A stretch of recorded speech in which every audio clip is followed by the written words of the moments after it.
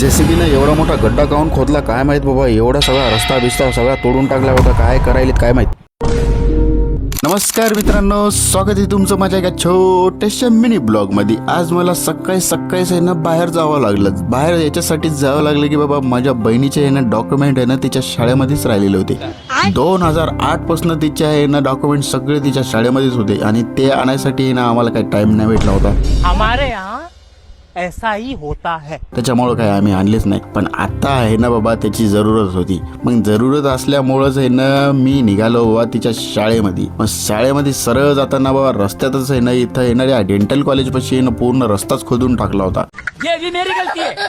इथं रस्ता काऊन खोदून टाकला होता काहीच कळालं नाही बाबा. नंतर कळालं की इथं आहे ना एकदा अंडरपास होणार आहे आणि खूप मोठा अंडरपास आहे. एवढा रस्ता आहे ना खालपर्यंत खोदला होता काय सांगू तुम्हाला. बघा जेसीबी ना सगळा आहे ना रस्ताच खोदू लागली. ज्यादा नहीं हो गया. आणि नवीन आहे ना इथं आहे ना ब्रिज बनवणार होते. कारण की इथं आहे ना ऍक्सिडेंट खूप होऊ लागले. त्याच्यासाठी आहे ना इथं आहे ना एक गडकरी साहेबांनी आहे ना अंडरपास मंजूर करून टाकला.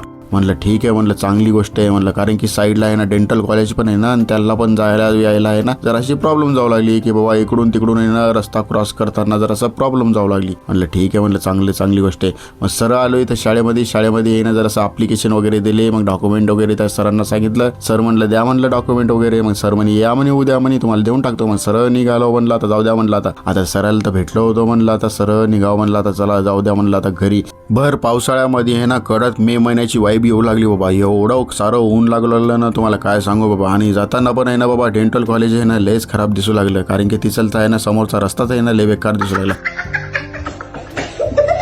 म्हणलं जाऊ द्या म्हणलं काही असो म्हणलं. चला आता मग इथंच आहे ना ब्लॉग संपवतो. तुम्हाला टाटा बाय बाय म्हणतो. चला बाय बाय, सी यू.